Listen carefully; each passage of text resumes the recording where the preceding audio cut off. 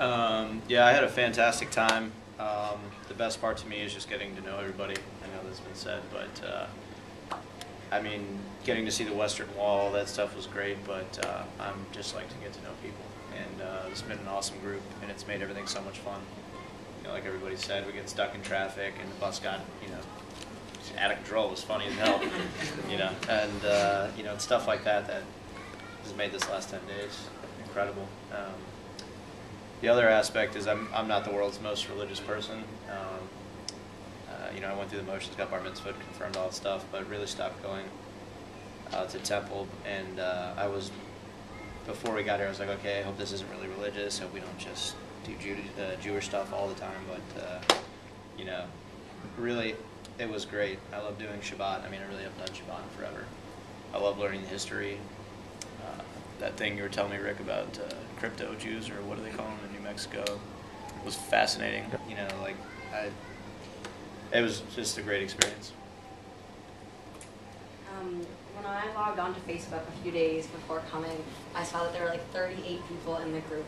And I was really disappointed because I've traveled with groups before that were much smaller, like 15 people.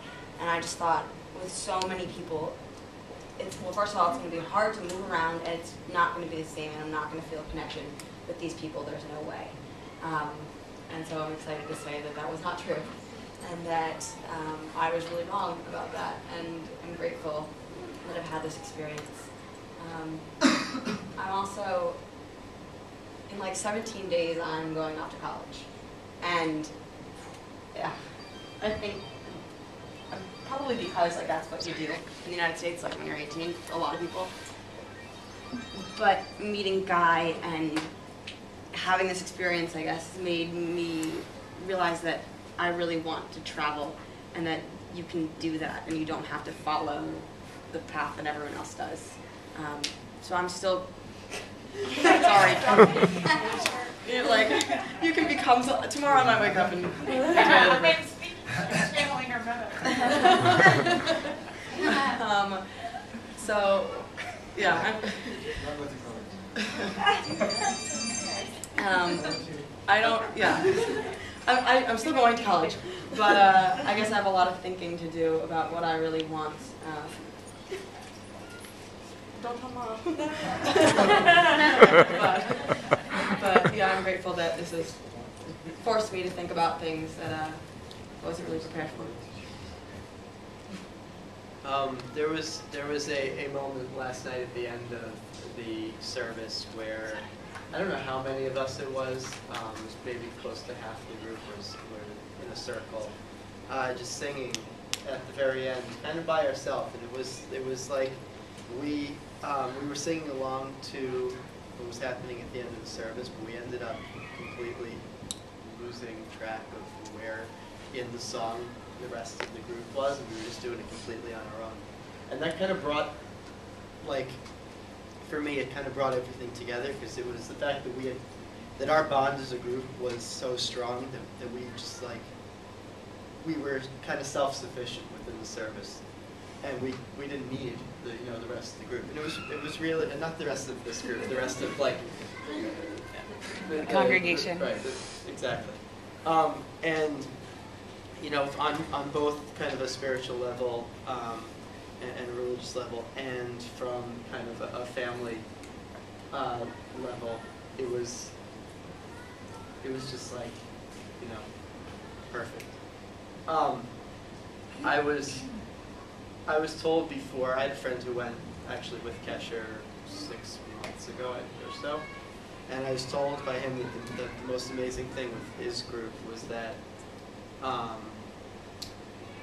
that by the time the trip was over, he felt like he had known everyone in the group for years rather than just 10 days. And when I look back at the fact that I met, every one of you 10 days ago, it's kind of mind-blowing to me. I'm still really in shock that this trip exists for free. It's such an amazing experience, and I'm really grateful that it does, and that I was able to, and that Hannah convinced me to go with her. I wasn't really sure about it beforehand. And it's also just incredible that we could do so much with a group so big with so little sleep this entire time. I really can't believe I'm still awake here, and can't imagine how it is for the staff who've had to deal with answering questions and planning things and all of that. Well, I've just been sort of shuffled around and not awake. And on top of that, just the fact that all of the activities that we've had have been really worthwhile, I think. I wouldn't single one out. Well, maybe last night. I really liked last night. But in general, I think that I've gotten something out of all of them. And it's amazing that we've heard a lot of people speak to us, and I think that I haven't sort of drifted off or been bored at any of them. I think that they've all had worthwhile things to say and have said them in ways that have connected with a lot of us. So that's been great. I don't know, the group's been fun, and it's made me think a lot about things that I don't think about as much at home, certainly about Israel. Also Judaism, that I think I stopped thinking about basically when I was about 15, and that was just it.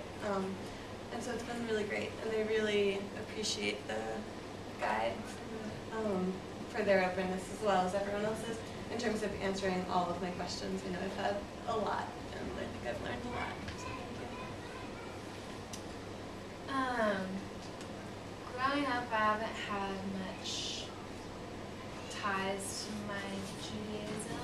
It's been more of like Ryan's Passover, Motzbal soup, and Hanukkah, it's trying to light the candles. And so, coming here, I didn't really know what to expect. Like I hope it's not super religious, but it's drawn me closer to what